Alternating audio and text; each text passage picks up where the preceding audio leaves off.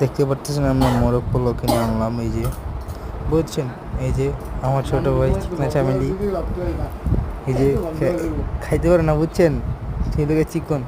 এই আর একটা মহান বুদ্ধিমান দানব, এই যে এইভাবে মুখ লাড়িয়ে লাড়িয়ে খাচ্ছে, দেখতে পারতেছেন। এই যে আমার আন্টি দেখতে পাচ্ছেন, এই যে দেখতেছেন। এই যে হচ্ছে আমরা এখন ভিডিও করলাম, আপনারা দেখতে পাচ্ছেন। আপনারা আমাদের ভিডিওতে কমেন্ট করবেন, বেশি বেশি করে লাইক করবেন।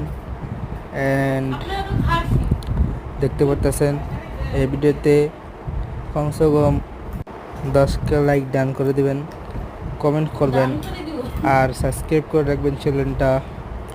দেখতে পারতেছেন।